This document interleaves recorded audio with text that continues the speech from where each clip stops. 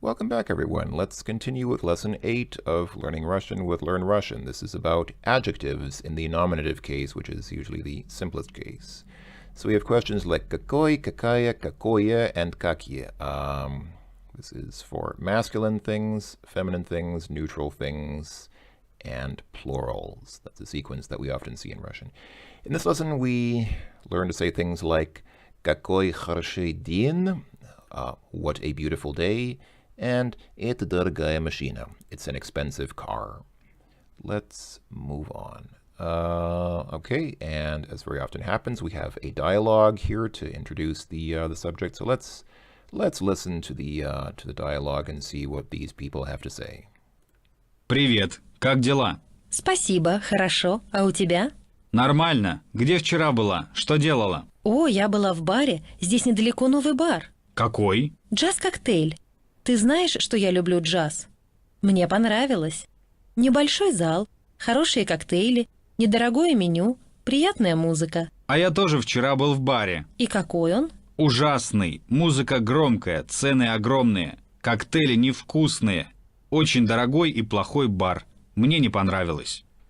Okay, so seems like a pretty reasonable conversation, fairly normal conversation, I guess. So Thomas says, Привет, как дела? "Hi, how's it going?" Спасибо, хорошо. А у тебя? Linda says, "Thank you, хорошо." Thank you, it's okay. And you? Нормально. Normal. He is normal, as every good Russian man is. Где вчера была? Что делала? So, where,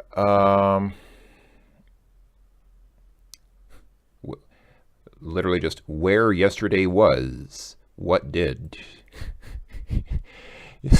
Sometimes Russian, if you translate it literally, it really does sound kind of like a bit like caveman language. Where yesterday was, what did. Notice his use of the A. So first he's using the L. These L's indicate past tense, again, of these verbs. And then the A on the end is there because he's speaking to a woman. He's asking a woman, where were you yesterday and what did you do? And she answers the same way. She says, я была. If it was a man, a man would say я был, but the woman says я была. So. О, я была в баре. Здесь недалеко новый бар. Okay, I was in a bar, and then here nearby is a новый bar. I think she said новый bar, a new bar. Какой? Which one? Джаз-коктейль. Jazz cocktail. Ты знаешь, что я люблю джаз? You know that I love jazz. Obviously, there is no Russian word for jazz. I mean, jazz is a music that originated in the United States, and so jazz is used as a loan word in Russian. Мне понравилось. Мне понравилось. I really like it. Небольшой зал. Небольшой зал. So, небольшой, not big room. Хорошие коктейли. Good cocktails. Недорогое меню. Here we go. Недорогое, not expensive menu. Приятная музыка. Приятная музыка, pleasant music. А я тоже вчера был в баре. Я тоже вчера был в баре. Okay. А я тоже вчера был в баре. And I also yesterday was in a bar. И какой он? И какой он? And how is he? How is the bar? Ужасный. Horrible. Музыка громкая. Музыка громкая. Music loud, so I guess he didn't like the loud music. Цены огромные. Цен is, I believe, prices. So the prices were too high. Коктейли невкусные. Cocktails were not tasty. Очень дорогой и плохой бар. Очень Дорогой и плохой bar. Very expensive and bad bar.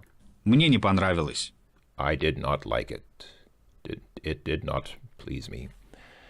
Okay, that's correct. Yes. Yes. Okay. All right. So he did not like the bar he went to. You can see he's actually putting his fingers in his ears in this loud bar. But this woman is delighted by this jazz cocktail bar. Okay. So again, we can see that the adjectives are fairly similar for these genders as we've seen in the past. So masculine things end in a in this symbol, the E with that sort of diacritic over it. Female nouns end in something like aya. Neutral things end in oye, and then plurals end in uye or something similar. So let's see if we can get some practice now. Here we have to now put in endings for adjectives based on, of course, the gender of the nouns. And can usually, like I've mentioned in the past, you can usually get the gender of the noun based on the ending of it. So bar is masculine, so I believe this should be then not that, but like that for a bar.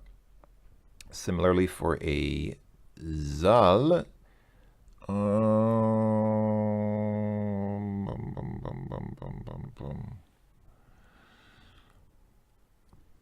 yeah, this is also masculine, and so it ends with a with this symbol, but because it's bolshoi, you put an O. Yeah, this is just kind of the form of the adjective bolshoi. And is there a better list? Because it's not really clear from the list that they gave us. Yeah,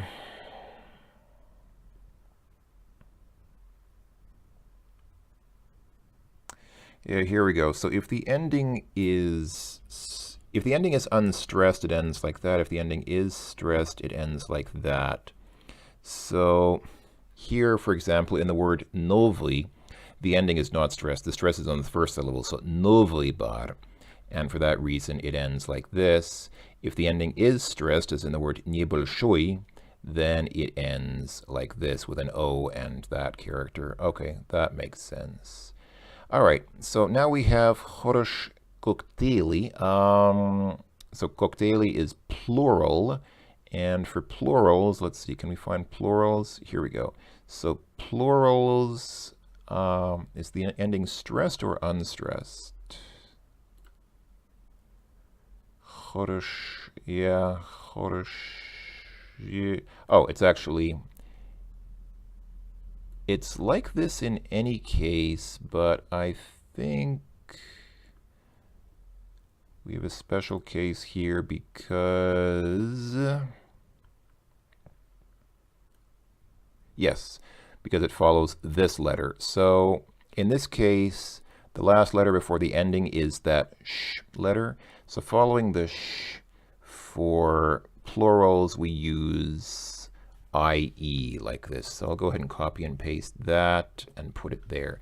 I believe that should be correct. Yes, pretty sure that is correct. Menu, if I'm not mistaken, is neuter. Can we find that here? I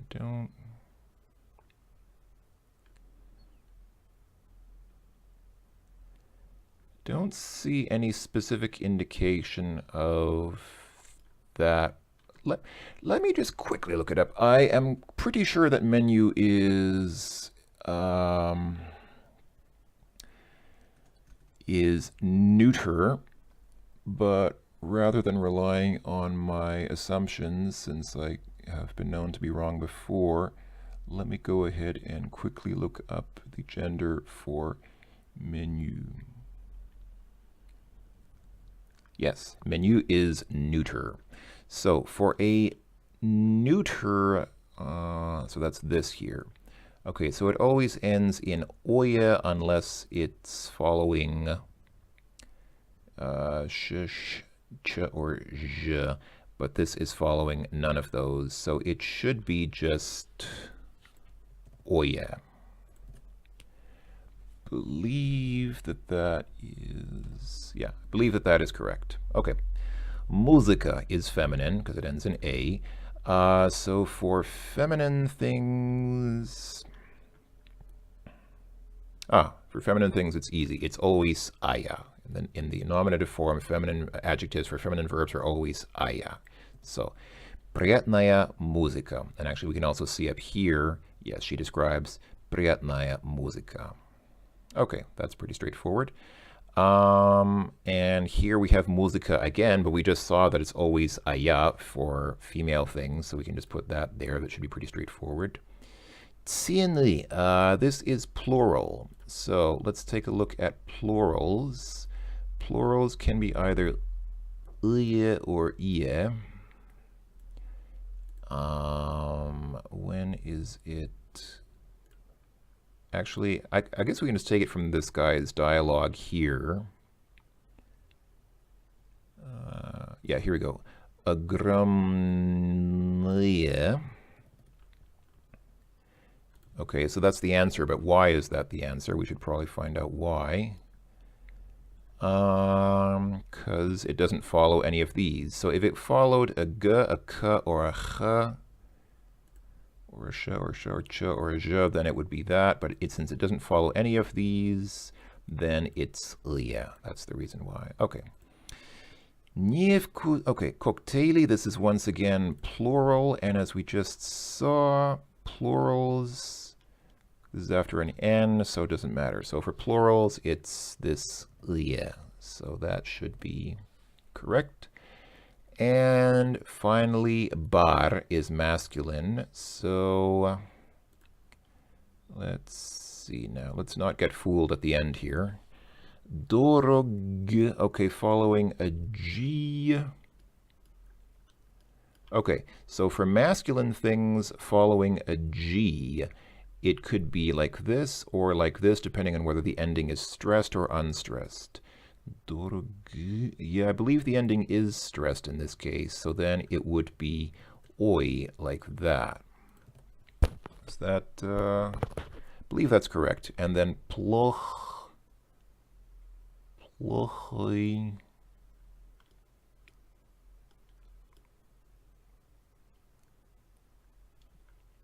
I don't, do you stress in плохой, do you put the stress on the first syllable or the second? I think, okay, yeah, it was like that. So, okay, so I guess for плохой you put the плохой then. It's not плохой but плохой because apparently you stress the ending. Okay. Actually, I might have gotten that wrong. For some reason, I thought that it's ploch. How does he pronounce it? Let's listen to the dialogue again, because now I want to hear how he pronounces плохой. Привет, как дела? Спасибо, хорошо. А у тебя? Нормально. Где вчера была? Что делала? О, я была в баре. Здесь недалеко новый бар. Какой? Джаз-коктейль. Ты знаешь, что я люблю джаз? Мне понравилось. Небольшой зал, хорошие коктейли, недорогое меню, приятная музыка. А я тоже вчера был в баре. И какой он? Ужасный. Музыка громкая, цены огромные. Коктейли невкусные. Очень дорогой и плохой бар. Мне не понравилось. Okay, so he does say плохой. For some reason, I reflexively just instinctively say плохой, but no, he did say плохой бар. So плохой, the ending is stressed, and so that's why for a masculine noun following an X or a ch, when the ending is stressed, it ends in oi like that. So that's why we use this ending. You may be asking yourself, do I have to memorize this table? Yes and no. I think that to a certain extent, you start to get used to this after a while if you use a lot of Russian, but at the beginning, you probably do need to reference these tables a lot, because if you want to get it right, yeah, you will have to I mean, this is a lot to remember. We're looking at 4 genders here, well, 3 genders plus plural, and then there's a difference based on whether the ending is stressed or not, based on whether the character before the ending is a g or a k or a ch or one of these. So I'm afraid I don't know any easy way out. I don't know any easier way to approach this than by using a table like this. So yeah, at the beginning, you will probably have to use a table like this. And this is just one of several tables like this because this lesson is for the nominative case. But there are 6 cases in Russian. And when we start learning about other cases, you'll have to learn similar tables for those.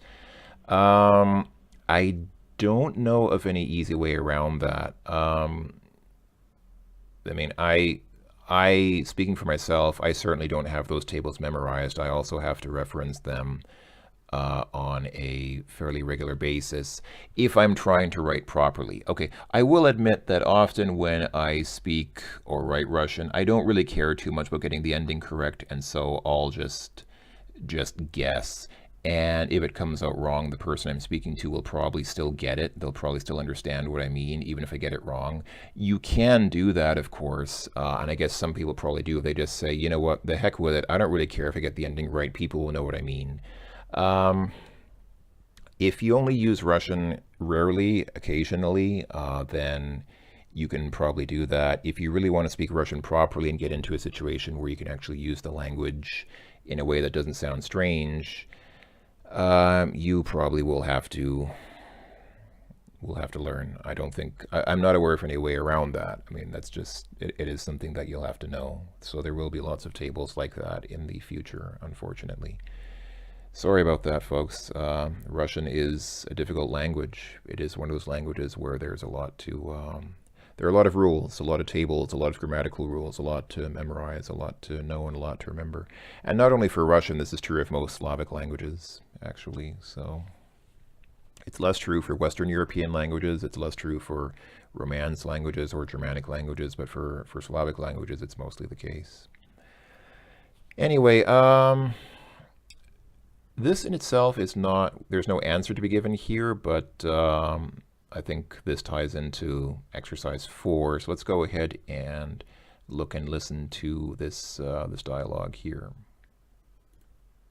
Ты купила новый ноутбук? Да, вчера. Какой? Красивый. Это я понимаю. Функции какие?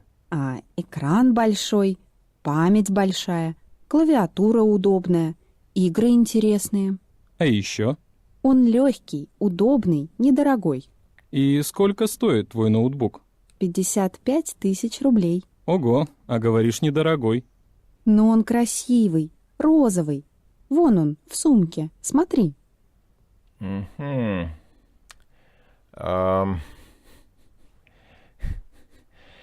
Again, a bit of a gender stereotype. So Alexander asks, you bought a new notebook. I believe, okay, in English the word notebook can mean a notebook computer, like a laptop computer, or it can mean a paper notebook. I believe in Russian there's a different word for the paper notebook, so this word notebook in Russian is used as a loan word meaning specifically a laptop computer. So this could not be interpreted as meaning, did you buy a new pad of paper? It means, did you buy a new laptop computer? She says, да, вчера, yes, yesterday. Какой, which one? Красивый, a pretty one, a beautiful one, or a pretty one. Это я понимаю. I understand that. Функции какие? How does it work?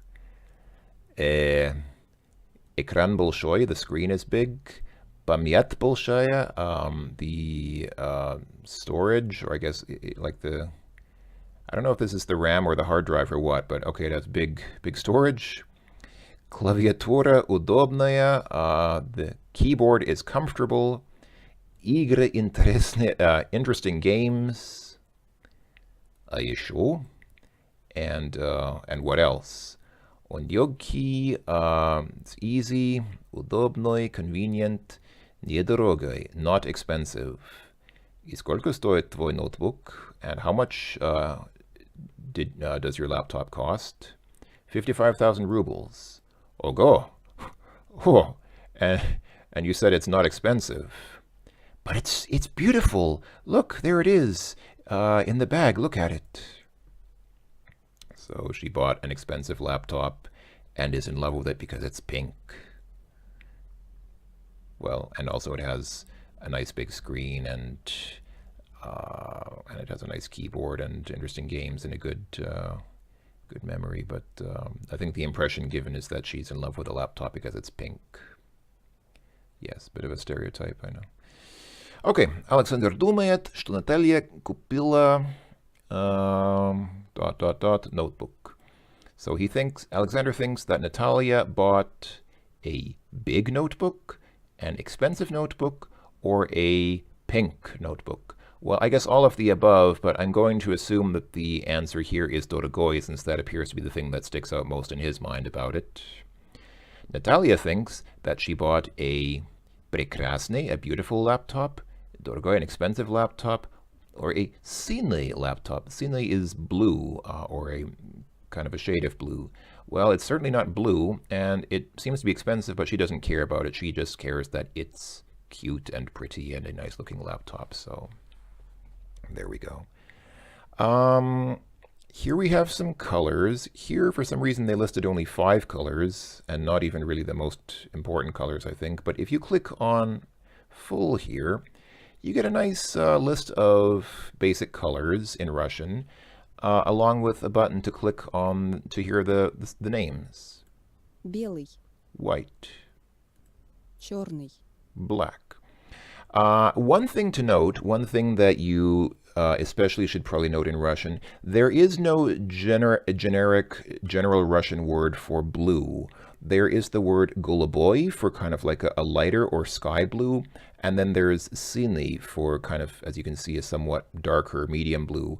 In English, both of In English, both of these would be grouped under blue, and you would call this light blue and this dark blue. In Russian, there is no word for general blue. Голубой and синий are different things. Голубой is, like I said, it's like the sky. In fact, I think голубой is the Russian word for sky. So it's like a lighter sky blue, and then this is for a deeper blue. Other things? серый, Yeah, okay, gray. красный, Krasny for red, which is often also used as a very similar word. But well, okay, here she says прекрасный, but you can also say, here she says красивый. So красивый means beautiful, and this kind of stems from the word krasny for red, because red is considered beautiful in Russian. So red is beautiful, and the word for beautiful derives from the word for red, or maybe vice versa. желтый, Желтый is yellow. зеленый, Зеленый is green. And they have фиолетовый, фиолетовый for purple, and then pink. розовый, Розовый, like the laptop that the lady bought. Orange. оранжевый, Оранжевый is orange, and золотой, золотой, серебряный, and this means silver. Серебро is silver in Russian, so серебро is the Russian name for the metal, and then for the silver color is серебряный. серебряный. Okay, so colors in Russian. Colors are good to know. And now we match up words with their antonyms. So, дорогой, expensive. You notice that in the dialogue we just heard, the woman described the laptop as недорогой, not expensive. And this is often done in Russian. You just say недорогой, but there is also a adjective дешевый, meaning not expensive. So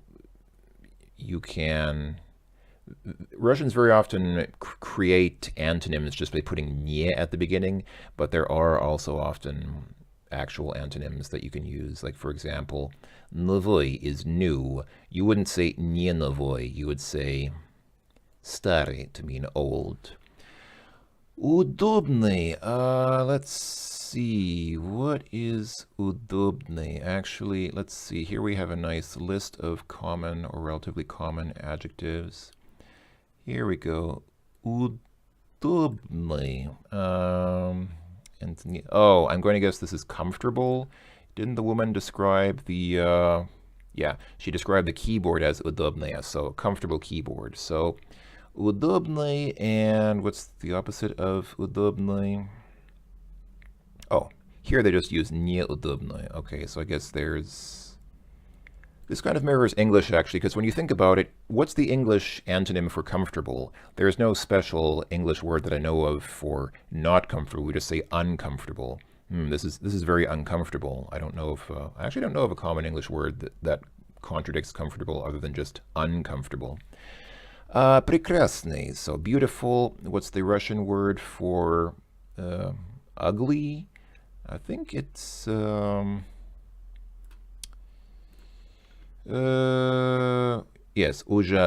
ужасный. Okay, so ужасный is like ugly or horrible or something like that. Хороший. Хороший is good, and then плохой is bad. Легкий is like easy or simple, and then at least I think it is. Let me just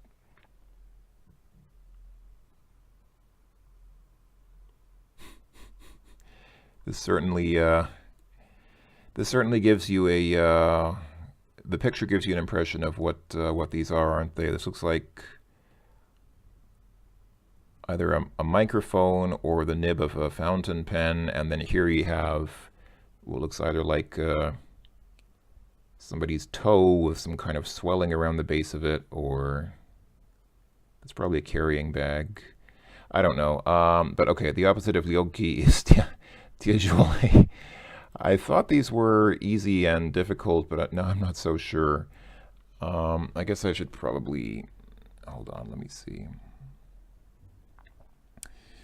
What is lyoki?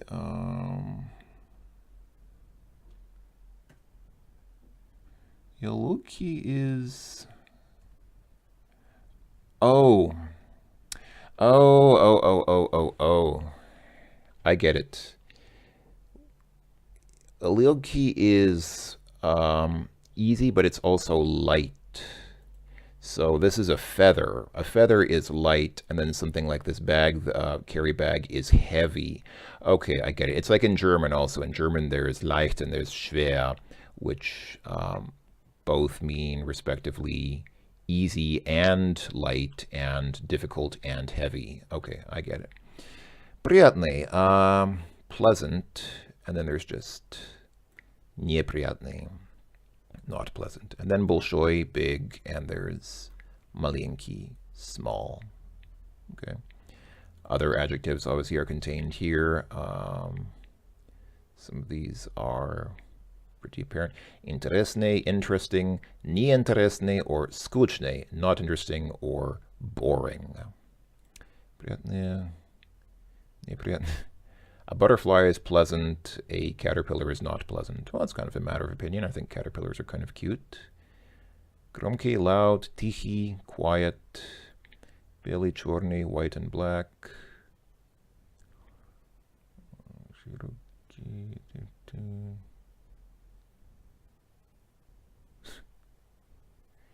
Beautiful, not beautiful. What? What's wrong with unibrows? What do you have against unibrows, Russia?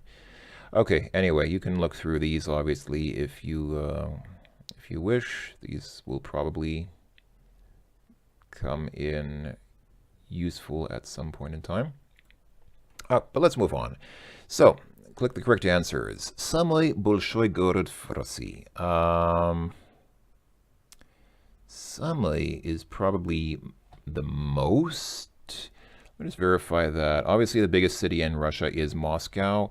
But let me just quickly check.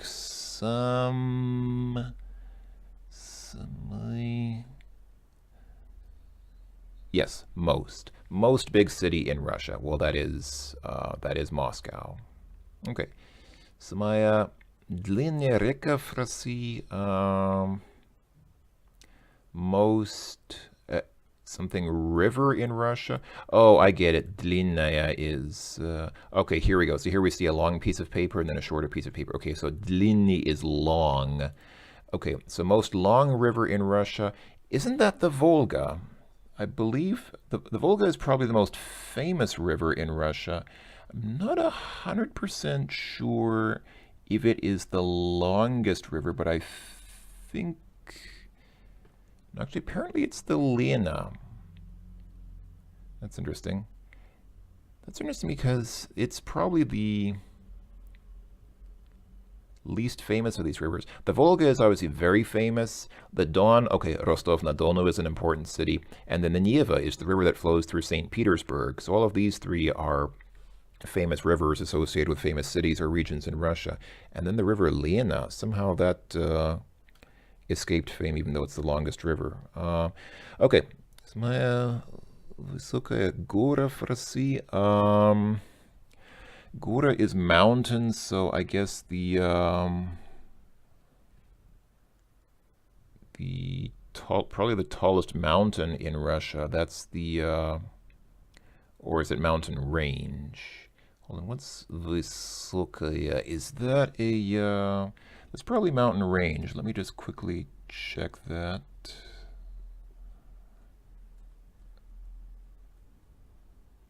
Yeah, that's high. So, okay, so the most high mountain in Russia, the Ural is actually, the Urals are a mountain range, and the Altai Mountains are also a mountain range, I believe. So I think Elbrus is the tallest mountain, the tallest single mountain in Russia. Okay, and then самое большое, the most big государство. What is государство? A country is a strana. So is this maybe a different word for country?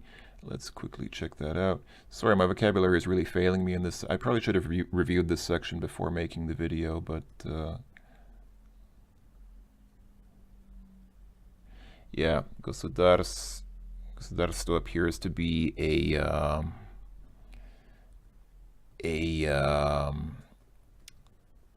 country in the sense of, yeah, I'm not sure whether using this word instead of strana, the more common strana, but okay. Now the question is, the biggest country in the world, do they mean, obviously there's by population and then there's by land mass. Russia is the biggest country in the world in terms of land mass by quite a significant margin, but China is the most populous country in the world. So I am going to, let's see, I think they want Russia here. I think they're going by land mass and not population, so they're going for Russia here. Okay. Most глубокое озеро. Озеро is lake. What's глубокое?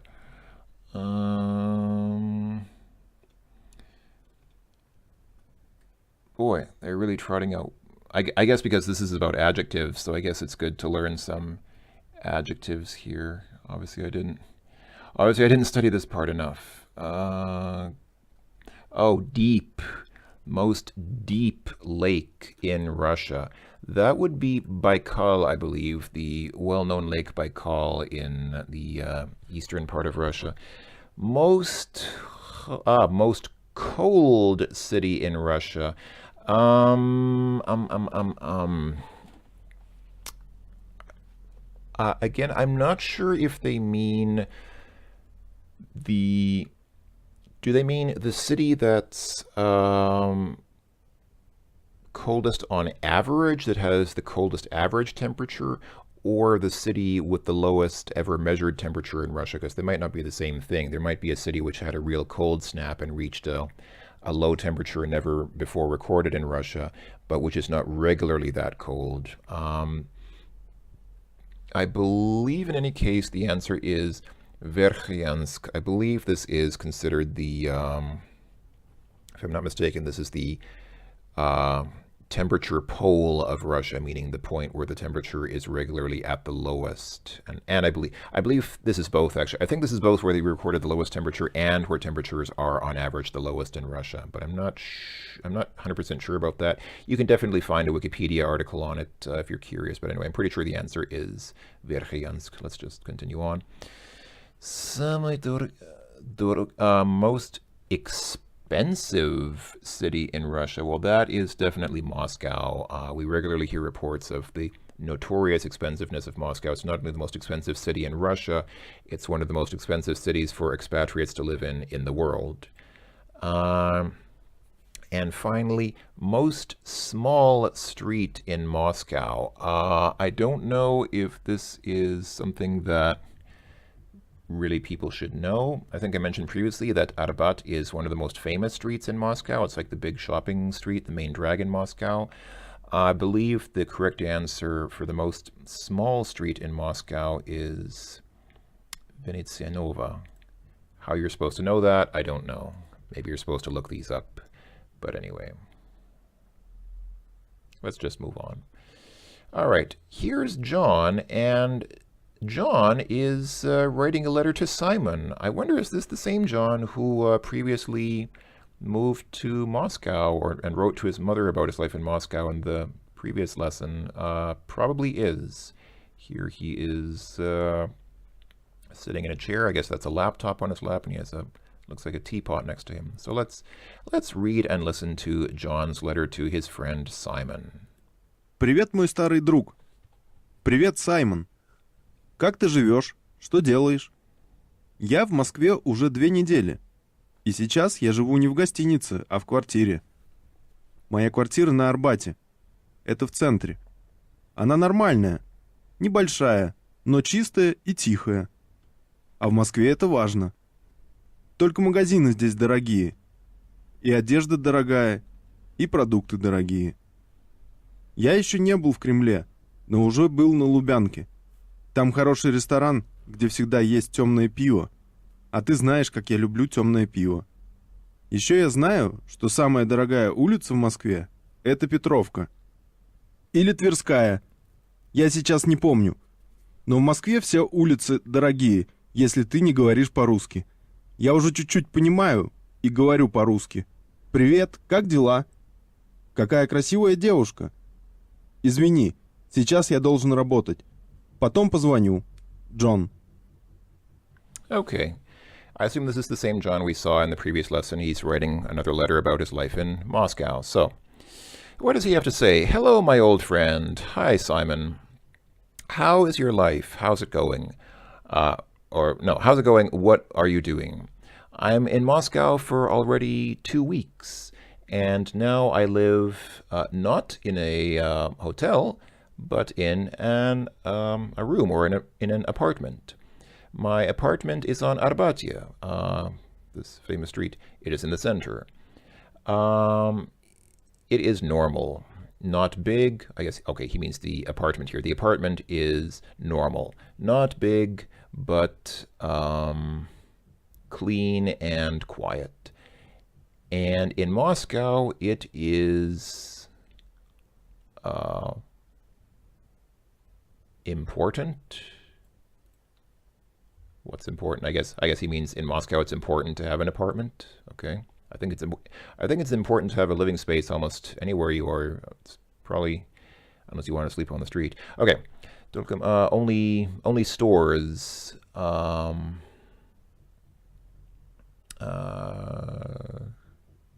Only stores here are expensive, and clothes are expensive, and produkta are expensive. Produkta literally means products, but this is a general word in Russian to mean groceries. Usually when you see very often in Russia stores that advertise produkta, and again, that literally means products, but if there's no other context or any other qualifying statement, then produkta means groceries, so food and drink and stuff that you'd buy in a regular food supermarket. I still have not been to the Kremlin, but I've already been to Lubyanka. What the Lubyanka is, I actually don't know. Oh, I guess it's a restaurant. There's a nice restaurant where it's always dark beer. Okay, where there's always dark beer. And you know how I love dark beer. I still don't know how...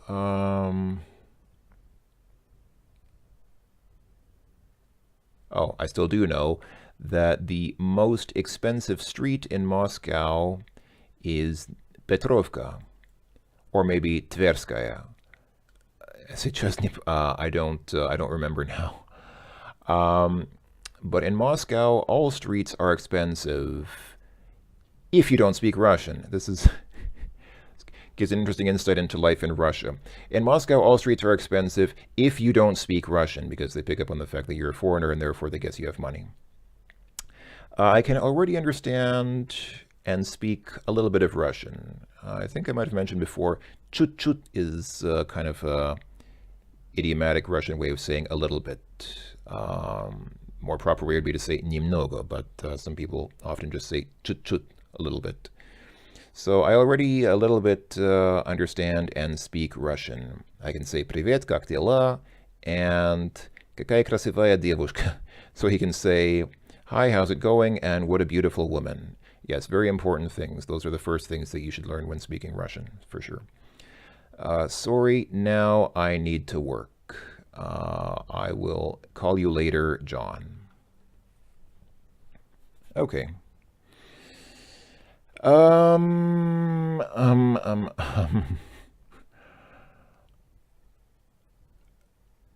Okay, I guess this letter pretty much speaks for itself. I guess there's not really much to add right now until we come to this test. So here's a test, true or false. Simon is a new friend. No, he explicitly says here old friend. So Simon is a new friend? No. John живет не в гостинице, а в квартире. John lives not in a hotel, but in an apartment. Yes, that's true now. Assuming that he's telling the truth in this letter, but I think in the previous lesson we had a contrast between what John told his mother and what he told his friend, but I think now we can assume that he's telling his friend Simon the truth. So I think we don't need to read too much into John's words in this case. Квартира небольшое, но чистая и тихая. Room is not big, but clean and quiet. Yes, he did specify that in his letter. Москва – это дешевый город. What's дешевый now? I seem to have... what was дешевый? Does it show up here? Let's first check this and see if it shows up in this... yes, дешевый. The opposite of дорогой. So дорогой is expensive, дешевый is cheap or not expensive. No, Moscow is not an inexpensive city. Нет. John любит светлое пиво. John likes light beer. Well, maybe he does like light beer, but I would say no, since he specifies that he likes dark beer. I guess it's possible to like both, but people usually have... people who drink a lot of beer seem to have a very strong preference for light and dark beer. So if he explicitly says that he loves dark beer, then he probably doesn't like light beer, so I'll say no. Most expensive street in Moscow is Arbat. No, he lives on Arbat, but he says the most expensive street was Petrovka, or maybe Tverskaya, he doesn't remember now, but in any case, not Arbat. And finally, John хорошо понимает и говорит по-русски. He understands and speaks Russian well. I'm going to assume the answer is no, since he's... How did he write this letter? See, this is a bit confusing. He claims that he can only say this, hi, how's it going, and this, what a beautiful lady, in Russian, and yet he wrote this whole letter in Russian, unless this has been translated, unless he wrote this in a different language and then it's been translated, but it looks I mean, if we're to take this as a letter that he wrote, then his Russian's actually not that bad. He certainly can handle more Russian than those 2 sentences that he claims. But in any case, okay, let's assume that he really doesn't speak much Russian. He only understands a little bit, which probably means no, he doesn't understand it well. So I'll say no. Okay, and that was already the end of the lesson. If you look down here, there is an alternative hymn is how you'd literally translate that. But yeah, an alternative anthem written by Oleg Belov, also known as Otto Weisskopf. You can, if you're curious, you can listen to this on your own. You can obviously see the text here. If you'd like to hear it, then you can log into the Learn Russian website and listen to it for yourself. This is just kind of a little bonus. There's no activity here. This is just a little bit of a just for fun thing, a little bit of lightheartedness after the lesson. So enjoy, my friends, and thank you as always for watching another lesson of Learn Russian with Learn Russian. Hopefully we'll see you next time for the next lesson. Until then, ta-ta, and keep your vodka close.